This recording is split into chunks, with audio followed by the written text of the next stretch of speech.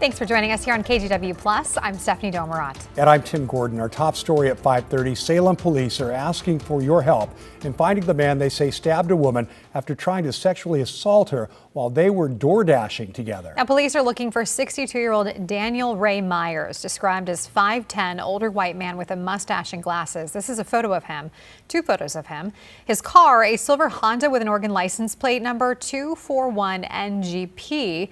Police tell us the woman told them she and Myers were making food deliveries together in West Salem Tuesday night when Myers reportedly drove them to a secluded location and began making unwanted advances. She says he then tried to sexually assault her before stabbing her multiple times. Police say she tried to run, but he trapped her in the vehicle and drove them around to various locations before she was able to finally escape. She was able to actually convince him to take her to the Walgreens so she could get some first aid supplies. And when she got out of the vehicle, she reported what had happened to the business there. Now, police say the woman is out of the hospital with non-life-threatening injuries. Myers is wanted on attempted murder charges and is considered armed and dangerous. One person is hurt after a shooting this morning in Portland. It happened by Northwest Weidler and 111th. Police say the victim is expected to survive. The suspect ran after the shooting and has not been found. Officers are investigating. Portland City Council has passed an ordinance requiring all user gender-neutral signs on single-stall public restrooms. Supporters say the change expands access for parents, older adults, people with caregivers, and the LGBTQ+ community. Businesses won't need to remodel. The city will provide signs that can be posted. Council leaders say this simple update reflects Portland's values of inclusion and safety. The passing of actor James Van Der Beek at age 48 from colorectal cancer is shining a light on a growing health concern. Colorectal cancer is now the leading cause of cancer deaths in people under the age of 50, even as death rates for many other types of cancers are declining. Doctors say screening can make a life-saving difference, but many adults between 45 and 50 are still not getting tested. Yeah, so unfortunately, we are seeing a pretty significant rise in colon cancer diagnosis in patients under the age of 50. That's what we term young onset colorectal cancer. Traditionally, we would have thought of colon cancer, as with many other tumors, to be a disease more common as we age. But between 10 and 20% of patients diagnosed with colon cancer in the US this year are going to be under the age of 50. And that has been rising very rapidly over the last 10 to 15 years. Health experts say colonoscopies can detect cancer early or even prevent it from developing. The American Cancer Society and other major medical groups recommend regular screening starting at age 45 or earlier for those with higher risk.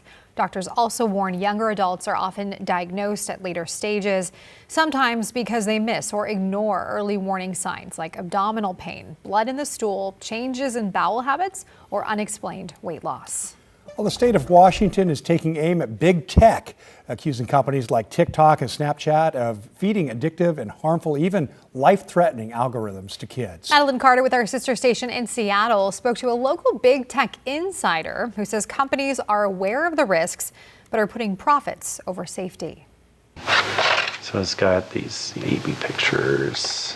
At home in Olympia. Very embarrassing photos of myself. Aaron Ping sifts through snapshots of his best friend. We'd go mountain biking a lot together, hiking, traveling. His son, Avery. All these cute pictures of him and my niece, playing with wooden toys. And, it's not a screen-filled childhood. But then, as a teen, Aaron says the apps on Avery's phone started consuming his life. Snapchat streaks, keeping up with every message, post, and story from friends. His dad says the more he scrolled, the more isolated he felt. It's not really feel-good, happy content. A lot of it's pretty negative. I don't know exactly how to put this into words, but... Aaron says anxiety and depression set in. Avery started searching for ways to feel better, and YouTube's algorithm began showing him videos about Molly, a drug some content creators claim can improve mental health. In December 2024, at just 16, Avery bought what he thought was Molly from a drug dealer on Snapchat. It wasn't. It was meth and fentanyl. This is, 2 months before he died, his soccer picture. In the year since his overdose, Aaron says there's no doubt what caused his son's death. Social media killed my son, and in a lot of ways took him away from me before he died. Aaron believes Avery had become an addict. It's more addictive than drugs. And that companies that churn out social media content knew exactly how to prey upon his child. There's predators lurking out there. There's algorithms that, are trained on compulsion and train teens to be more compulsive. University of Washington researchers say tech companies' addictive algorithms are some of the most harmful features of social media. The programs learn what kids like and keep feeding them the content, on top of non-stop notifications. We're so used to being bombarded with notifications on our smartphones, and Common Sense Media did the math. A 2023 study found teens received a median of 237 notifications per day. About 25% of those push notifications came during the school day, and 5% happened at night in the hours when teens were supposed to be sleeping. And it can really have some dire consequences. At the request of Attorney General Nick Brown, Washington lawmakers are taking on these companies. Lawmakers are introducing 2 bills this session titled Protecting Washington Children Online. If passed, they would ban addictive algorithms for users under 18 on social media platforms like TikTok, Instagram, Facebook, X, YouTube, and Snapchat. They would also block push notifications for minors between midnight and 6 a.m. and during school hours. And any violations of this law would violate the Consumer Protection Act, and we would enforce it through civil investigation and civil enforcement. If it gives Washington State a window to hold tech platforms accountable when kids are showing signs of addiction, I hope that it just continues. Similar laws in states like California, New York, Utah, and Maryland are fueling national debate. Tech insiders say executives who run these platforms know what they are doing to kids, but are making the choice to look away. I was part of building a company and an industry that profits off of harm to kids. Kelly Stonelake was an executive at Meta for nearly 15 years. And in 2022, I was on the leadership team for a product called Horizon Worlds and saw firsthand the blatant disregard for kid safety to the degree of, actively covering up known harms to kids. Meta definitely hopes you click into one and just start watching. Stonelake says social media companies could turn off manipulative features at any time. What they really mean by value is time and engagement. It's as simple as flipping a switch, but most won't do it. It is extraordinarily easy. The hard part for them is that it's going to impact their profit. She believes the bills in Olympia could be the first step in putting kids' well-being ahead of billions in earnings. We just have corporations exploiting children's, developing minds. I think it's important to do something. I think it is definitely the first step. To spare other families from the heartbreak Aaron lives with every day. And I feel like I died Without. with him that day. I don't want anyone else to have to experience this. Still ahead, what makes an Olympian truly elite? How scientists are studying the limits of the human body to help athletes push further than ever before. First, here's Celine. We had really great weather today. We're looking at a really nice sunset, temperatures in the mid-50s, but that's all going to change over the next 3 days as temperatures drop to the 40s and the rain returns starting tomorrow. I'll tell you how much coming up.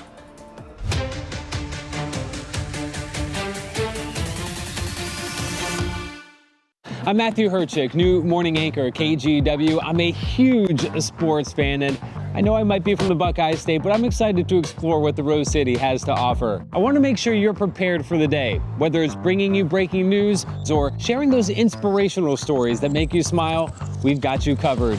Because when news moves fast, you need a team that moves with you. Make the move to Portland's #1 streaming newscast, Sunrise, weekday mornings from 5 to 9, anywhere you watch.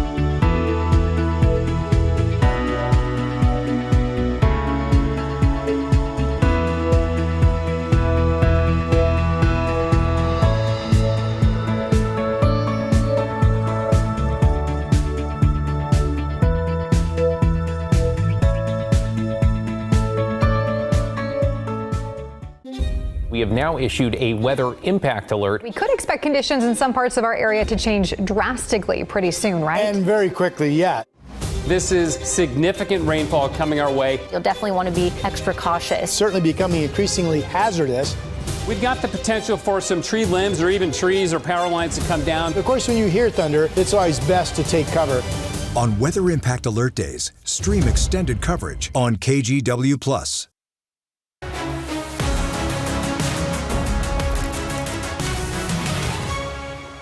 Well, by now, many of us have seen Olympic athletes doing spectacular things from the ice to the snow and beyond in this year's Winter Games. Yeah, one thing these athletes all have in common are bodies that have been pushed to their limit to reach the Olympic stage. We take a look at the evolving science of being elite.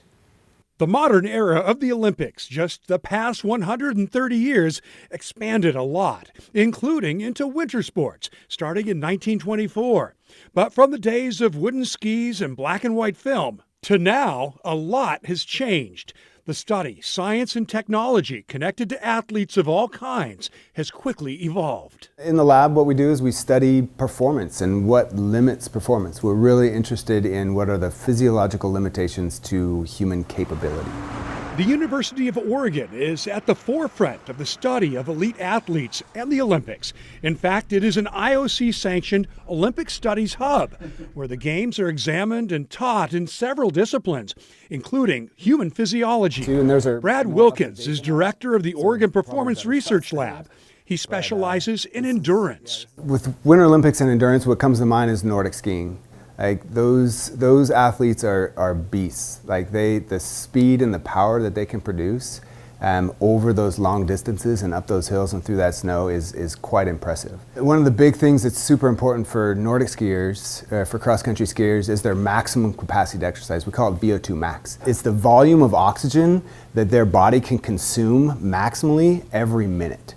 So we look at that as like that is their maximum capacity to consume oxygen, their maximum capacity to work. Of course, every sport is different. Take speed skating and downhill ski racing. More about major short-term power than endurance. But one thing they all have in common is the environment. Think cold Winter Olympic conditions. The problem for winter athletes oftentimes is that they're not hydrating enough. So we'll have 3 athletes. That falls into Chris Minson's court. He says managing an athlete's peak cardio and core temp is complex, from proper hydration to the clothing they wear, and the list goes on. So there's been a huge increase in science-based approaches to manage these type of problems like the dehydration or the temperature regulation issues that may come up, as well as just being smarter about warm-up routines and those types of things. It all adds up to what we see on our screens. Olympic athletes competing to their extraordinary limits to earn gold as the best in the world. Pretty incredible Yeah, what people can do, right? They're doing to These get that athletes. point. Yep. Definitely. All right, Celine joining us. It was a beautiful day today, but things are changing, right? Yep, as always, right? Don't they always? Tomorrow we're going to have that rain return, okay, and cold temperatures. I mean, cold to me, upper 40s, okay? So let's go ahead and take a look right now, looking at a live look at the Salem tasting room in Sherwood. Really pretty. Upper 40s over there. It was a really nice day. We started off with some clouds, but then we got the sunshine, and again, temperatures were pretty mild in the mid-50s today, so I was having a great time. But again, 40s return again tomorrow, as well as the rain. Looking at Seaside right now, this is also a really great shot. Looking at our sky camera over in Seaside, 50 degrees over there, gusts getting up to 8 miles per hour. Again, just a really nice Thursday. Temperatures across the map nice and mild. 54 here like we saw, 56 in Vancouver, 55 in Hillsborough. Lots of mild temperatures in the mid-50s, as well as along the coast. They're seeing the low 50s. Tillamook sitting at 50 degrees, Astoria at 49. So again, really nice temperatures. That changes as we get into tomorrow. Temperatures will still be, relatively nice, but again, we are going to definitely drop. We're going to be seeing 40s, lows in the 30s. Cold morning, 37 degrees tomorrow morning, and then by noon, that's when the rain's going to return. So we'll start off on the cloudier side as that rain makes its way in from along the coast into our area. Should arrive by around noon, and then we get to 5 p.m. and temperatures, we don't even break into the 50s. 49 degrees is the expected high, and that rain will continue into Friday evening. So looking at our futurecast, the clouds move in tonight. The rain moves in by tomorrow afternoon. As we get into Saturday, it is expected to linger. We'll be looking at scattered showers Saturday, so not heavy rainfall, pretty mild overall. Most of it really staying to the southeast, at least as of right now, but other models do show us seeing a little bit more rainfall in the Portland area throughout Valentine's Day. But again, it's not going to be heavy rainfall at all. As we get into the more long-term forecast, once we hit Monday, because Sunday is going to be a nice day. We're looking partially dry. Things are going to be really nice. I should say partially sunny. We're going to be mostly dry on Sunday. Temperatures return to the 50s. Then we're going to go ahead and we're going to get into Monday, and that's when we're going to see consistent rainfall that pretty much lasts all week long.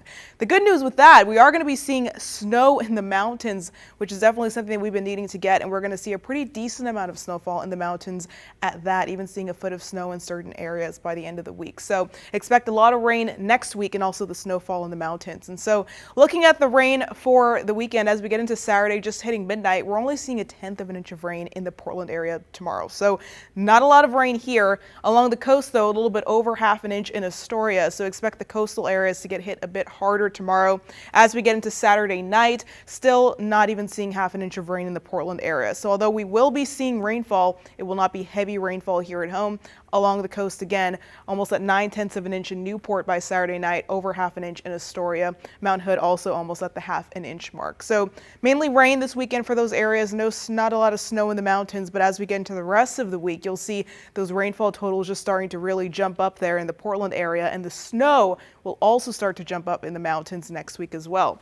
So right now we're looking at early Wednesday morning. We're already at the 10-inch mark at the Hoodoo ski area, almost 9 inches along Mount Hood, a foot already at Willamette Pass, and a little over that in Mount Bachelor. And again, that continues to grow with even Mount Hood looking like they're forecasted to get a foot of snow by early Thursday morning. So we're definitely seeing a shift in the weather pattern, but a good one, again, especially for the mountains where snow is much needed. Taking a quick look at our winds, we're looking at seeing pretty breezy conditions tomorrow evening. Not too breezy, but again, 15-mile-per-hour wind speeds. Same thing in Government Camp around the 12-mile-per-hour mark. But taking a look at our 7-day, tomorrow 49 degrees. Remember that rain comes in the afternoon. Saturday, expect some shower activity, but remember in the Portland area, this is not heavy rain, which is good news. Sunday's nice in the 50s, and then that more widespread rain starts on President's Day on Monday. Okay, sounds good, Celine. Thank you. Well, still ahead, Valentine's Day is about love, but it's also prime time for scammers. How romance schemes are costing victims billions, and the red flags to watch out for. Hi, I'm Christine Padawanich. I'm a journalist at KGW, and I love exploring Portland's amazing food scene. New spot? I'm there. So I don't just report about our community, I belong to it. What happens here affects us all, and that's why we care so deeply about getting it right. And when local journalism is done right, it doesn't sit still, it moves. It moves you to act, to vote, to volunteer, to speak up, or to lend a hand. It moves your mind by challenging assumptions and offering new perspectives. It moves you forward by giving you the information to make decisions and thrive where you live. And yes, it moves your heart through the good stuff that stays with you wherever you are. And at KGW, we're here for all of it. These are the stories that move Portland.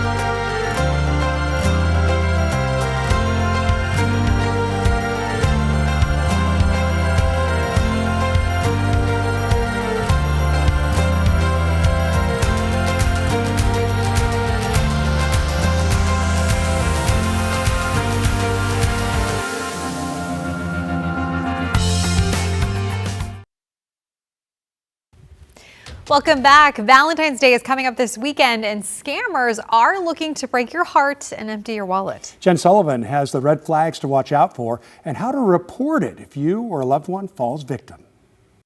Valentine's Day is all about celebrating love, but for some, the holiday becomes an opportunity for something much darker. Romance scams. It's a special type of con that leaves victims with a broken heart and a drained bank account. You create this trusting bond with this person, and once that they know that you trust them, they're going to start asking you for money. Amy Knopfsinger with AARP works directly with people who have been victim to these types of scams.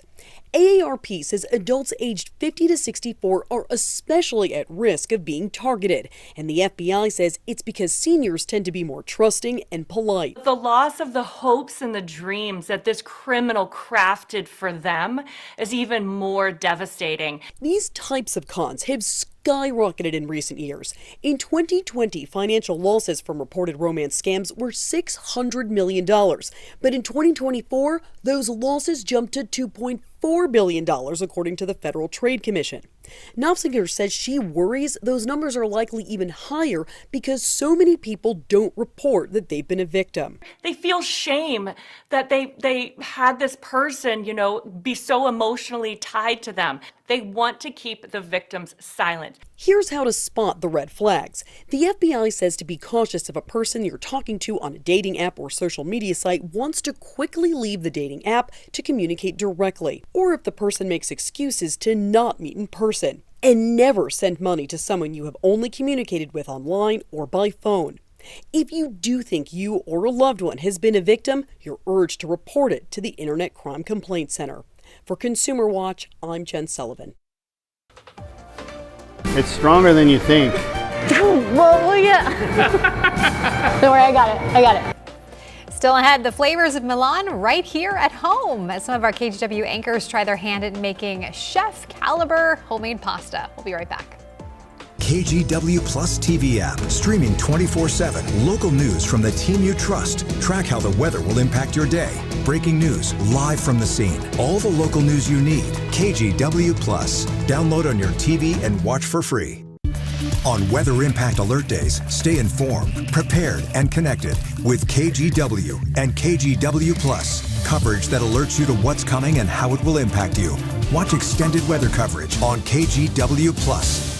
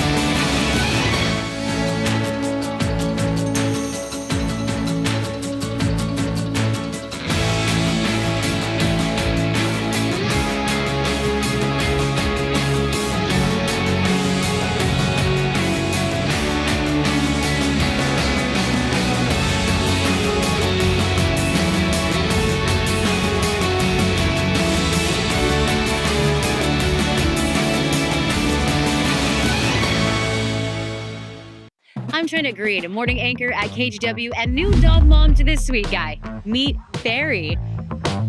I love getting your mornings off to a great start, whether it's sharing stories of resilience and triumph in our community, or following breaking news from Beaverton to Gresham and everywhere in between. We've got you covered, because when news moves fast, you need a team that moves with you. Make the move to KGW Sunrise, weekday mornings from 5 to 9, anywhere you watch. Welcome back. The Olympics brings eyes across the world to its host cities of Milan and Cortina. That's including celebrating all things Italian culture. Sunrise anchors China Green and Matthew Herchick got the chance to get some lessons on how to make a handmade pasta dish at Grassa, along with photojournalist Chad DeHart. We're going to make tortelli of butternut squash. We're making it because I love it. How do we start this thing? We make a well. The eggs are going to get cracked in the center, and then we're slowly going to incorporate the flour into the eggs. I was telling you, Chef, my family's dad's side's very Italian. My grandma came from Sicily, but I've never handmade pasta in my life. This is the best part about handmade pasta is the egg dough. It's stronger than you think. Well, yeah. Don't worry, I got it. I have always wanted to handle one of these. Bakers, you're halfway through. Just butternut squash that's roasted with a little bit of butter and mix it with Parmesan cheese, a little bit of amaretto cookie. So basically it's just 1 and then 2. So when I was a kid, I would used to just like eat raw pasta out of the box sometimes. When you were a kid? Yeah. You're always a kid. Age is just a number. I think these look very good. Yeah, great job. All right, we'll give them like 7 pieces each. So this is just whole butter, chopped sage, and amaretto cookies. Cheers.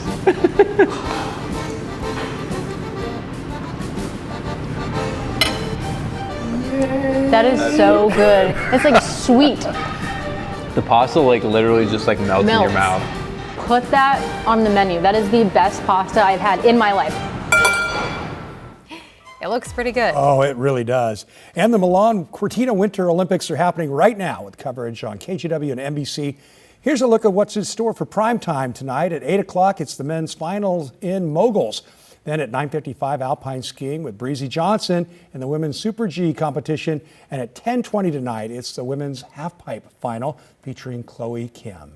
And stay with us because we have another full hour of news coming up in just 2 minutes. Yeah, in the meantime, let's check out this view from our Timberline sky camera on Mount Hood. Pretty. Your top stories are straight ahead.